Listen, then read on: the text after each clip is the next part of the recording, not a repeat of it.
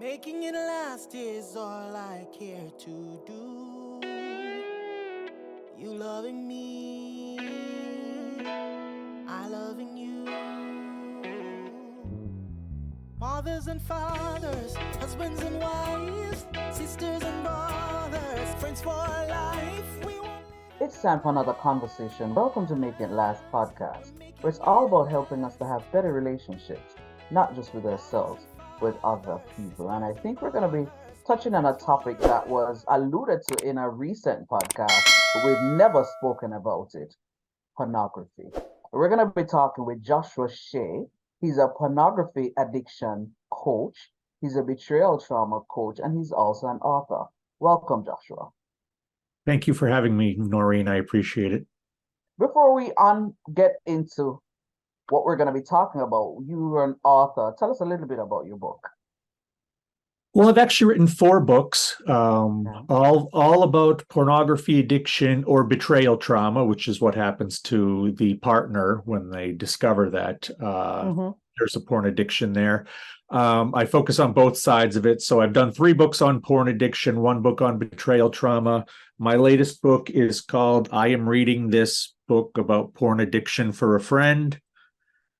And I try to give, sort of funny titles to break the ice and make Okay. it not so taboo, not so hush hush, that this is something that we need to discuss in this society these days, now that we have high-speed internet delivering hardcore pornography around the clock to anybody who has a phone. It's time that we rewrite the rules about pornography in this world. Okay. And it's a nice segue into what we're going to talk about. Well, why should non-addicts care about pornography? Well, to me, the biggest piece of it is that you never know how long you're going to be a non-addict. There are plenty of people who believe they are non-addicts out there who absolutely qualify as addicts. When I sometimes do group discussions online through TikTok, and we run down the 11 symptoms of pornography addiction, there's always a couple people who, oh my God, it turns out I'm a porn addict. And so never say you can never ever be an addict. But let's say you are in the majority. You will never become a porn addict. Why should you care? First, you should care because depending on the study you look at, roughly 15 to 20% of the people who live in America would fall under the definition of addict when it comes to pornography addiction. And the bulk of those people are in the youngest age group. They are the ones who do not remember a world before high-speed internet. Because while the technology has been getting so much better, our cultural norms have been getting so much looser when it comes to nudity and sexuality and what's allowed. These 2 things have converged to where we are right now in society. And pretty soon, 1 out of 5 people is going to have an illness due to pornography.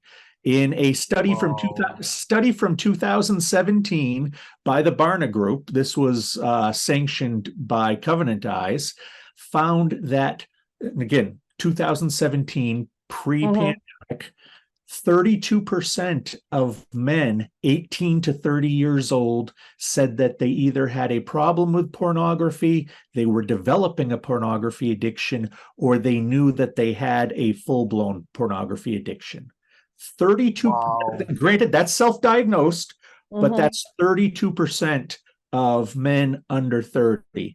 And those men will soon be under 40. Those men will soon be under 50. Those men will soon be under 60. And if you look at the trajectory of how addiction has happened, it's going to be 40% of the guys in that age group. Then it's going to be 50%. We are going to be a very sexually ill society inside of 40 years if we don't start addressing this, because, and this is another reason to care, The youngest among us who become addicted, the 11, 12, 13-year-old boys and girls, this is becoming their sex ed. This is becoming their, oh, this is what normal intimacy is. Oh, this is what normal sex is. And let's be honest, we've probably all seen a porn movie at one point in our lives. And those of us who have and who have had a normal, healthy sexual relationship, well, we know those two things are worlds apart.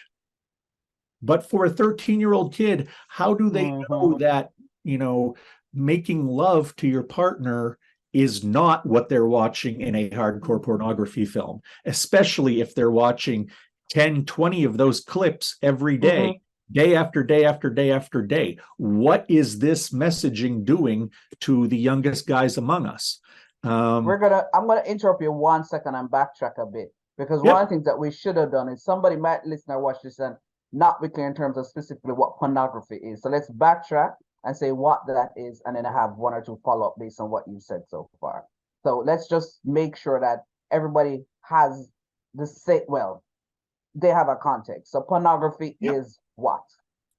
Pornography is one of two things. There is the pornography that we can all agree on, the stuff that usually comes with 3 X's next to its name and is, usually a movie, a internet clip, used to be magazines, used to be videotapes of people engaging in sex acts with one another or solo. And these films, pictures, whatnot, only exist for sexual gratification. There's nothing really artistic or storyline-wise worthwhile about them. They are about getting yourself excited sexually. The other thing that we need to also consider as pornography is what somebody views as pornography on their own may not be the same as somebody else. People have their own little interests. People have their own little desires and secret things. So one thing to one person may not be pornography to another. It also has a bit to do with intent. Okay. Because maybe you've answered it, because how then do you determine that it is now an addiction? I believe that there are 11 symptoms of pornography addiction, and if you have 3 or more, you classify as an addict. Because let's keep in mind, addiction is just a label that's placed on you. That's all it really is. It's because you have a collection of symptoms, you get this label. I always tell people, don't work on being an addict, work on these other things, because these are the things that make you this mythical addict, that people think this is a wall you can't climb. Oh my God, it's addiction. No, break it down. What are the symptoms? Let's work on those. That's what I try to do with people as a coach. Okay. No, the fact that you keep referring to these symptoms, I want to know what they are. You want to know what the 11 symptoms are? Yes. Okay. I will actually read them to you from my book. Because I always forget one when I try to remember them off the top of my head. 11's a lot. Number 1, do you question whether you have an addiction at all? Number 2, do you have difficulty not thinking about pornography or planning your day around pornography? Number 3, have you ever masturbated in inappropriate locations, such as school, work, a restaurant, or a friend's house? Number 4, do you lose track of time while you're engaged with pornography? Number 5, has pornography begun to replace former pleasurable activities? Number 6, the negative feelings that you used porn to escape never disappear or return faster than ever. Next one, physical injury. And this can mean friction, burns, and sores for masturbation for men and women, or for men it can be porn-induced erectile dysfunction. The next one, searching for the perfect piece of pornography to finish a session with. Number 9, a lowered sex drive or libido, which I know it's ironic, but yes, a lowered sex drive or libido. Number 10, the inability to keep promises to oneself around the addiction. And the final one is the escalation of the content from common vanilla stuff to more hardcore, extreme, exotic stuff. Okay. Hi, I'm Josh Shea, pornography addiction and betrayal trauma coach and author of 4 books. I'm here with Noreen Daly on her podcast, Making It Last. Let's take a break and hear a word from our partners. Last is all I care to do. You loving me, I loving you. Mothers and fathers, husbands and wives, sisters and brothers. You can't live your best life without a healthy immune system. Boost your immune system the delicious way with Zappy's organic juices and punches. Made from local produce with 0 added sugar, our juices cleanse and revitalize your body as they boost your natural immunity. Try our delicious flavors: Beat It, Berry Bomb, Get Fresh, Ton Up, and Island Splash. Find us on Instagram at Zappy's Organics, or call or send a WhatsApp message at 1-876-779-8910 to order today. That's 1-876-779-8910. Zappy's Organic Juices and Punches. Live your best life today.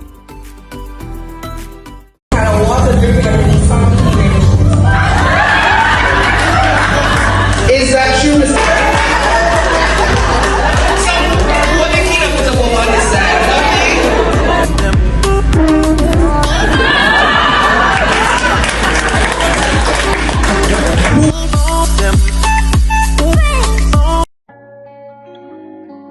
Langdo Language Institute was created to meet your language and communication needs. All of our packages were created just for you. We are passionate about language and dedicated to your success. We offer the CSEC English program, the Study Buddy program, the Get Ahead with English program, and the Business Communication program. Contact us at 767-285-0938 or email us at langdolanguage@gmail.com, because the real question is, how can we help you? Last is all I care to do. You loving me, I loving you. Mothers and fathers, husbands and wives, sisters and brothers.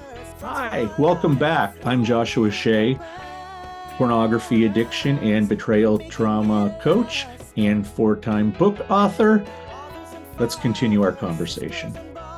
One of the things I'm curious about is, I know a lot of us more than likely would have been socialized to think that it's usually men. What Right. does the research indicate? Is there a balance, or it's usually males that are addicted to porn? It's males, I should say it's straight white males who dominate right now. But I honestly believe that's only because the pornography industry catered only to that group for the 50s, 60s, 70s, 80s, and first part of the 90s. Until videotape and until the internet, they could only rely on straight white men to pay for this stuff. And now that it's so much cheaper to produce, they're going after everybody. So what's interesting is the straight white male statistics have kind of bottomed out, because that we've been targeted for so long. You're now seeing it grow in communities of color. You're now seeing it grow in religious communities. You're seeing it grow among women. All of these communities that were not catered to before, but now are, simply because it's much easier to get and it's much more secret. And, again, it's high-speed internet changing those lives. So, ironically, it's not the straight white male who is seeing the numbers spike. It's everybody else right now. It is. It's almost as if it sounds like it is what should I say? For want of a better word, it is so daunting and so scary that nothing can be done. And somebody might listen and watch this and say, okay, so he just quoted some statistics from United States of America. I don't live there. I don't plan to live there. Why should I really care? So I'm kind of going back, even if you've answered it, I'm kind of going back, and especially because I have listeners scattered all over. So even though I'm based in Jamaica, I'm aware that it's not just Jamaicans that will listen or watch this. So, but somebody's gonna say, this is like Yeah, just no, info. I understand. And by the way, Yeah. I got married in Jamaica 20 years ago last week. Um, Nice. um, Nice.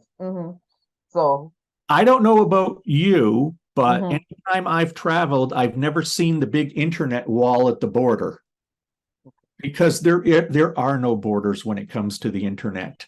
And yes, we can try to section off places. And I can tell you, based on statistics, okay, in the Philippines, they watch more porn per person than anywhere else in the world. But if you're looking for citizens, yes, it's the United States, but that's only because we have the most people, aside from places like China, Russia, and India, that all try to clamp down on it to some success, some not success. This stuff is all over the world. In the countries where it is freely exchanged, the numbers of people who are addicts is basically the same that you'll find around. It all has to do when the internet went high speed. That's completely what it has to do. It has Wow. nothing to do with your country, has nothing to do with your gender, any other demographic, rich, poor, doesn't matter your religion. It's when the internet went high speed, because that's when everybody could start getting their dopamine on command. Hmm, hmm, hmm. I'm pausing and I'm wondering, is there a way of, I can't say fixing it because I don't think it's about fixing it, but how, when somebody comes to you, for example, and they say they need help, Mhm. is it that they've gotten to a point where it is really just negatively really impacting their relationships, that they say, I really need to find a way to get over this? What usually has somebody say, it's time for me to get help for this? I will tell you that among the women that I have coached, probably 80 to 90% were in relationships Okay. when they were seeking help from me for their pornography addiction. For guys, I would say that it's 50-50. Okay. What I see is my younger clients, the 18 to 25, aren't married yet. They either have a girlfriend who they love very much and want to ask to marry, but want to get rid of this before they move forward, or it's a guy who is 23, 24 and still has never kissed a girl, but has never missed a day masturbating since he was 11. He's the guy who wants to stop and wants to become normal and date girls and be everything he can be if he can just stop doing this. So in wrapping up, Joshua, I'm gonna ask the question and just answer it. Why should non-addicts really care about, pornography? Because everything is connected in this world. And if a large section of us suddenly become sexually ill to the point of addiction, addiction is brain damage. You should care about that in society. If you care about alcoholism, if you care about drug abuse, if you care about all of these other things that are major deals in society, the wave is cresting and it's going to be breaking very soon. That's why you need to care. Thank you so much for sharing, Joshua. Thank you. This was Making It Last podcast, where it's all about helping us to have better relationships, not just with ourselves, with other people. I'm Mary Daly. Until next time. Mothers and fathers, husbands and wives, sisters and brothers, friends for life. We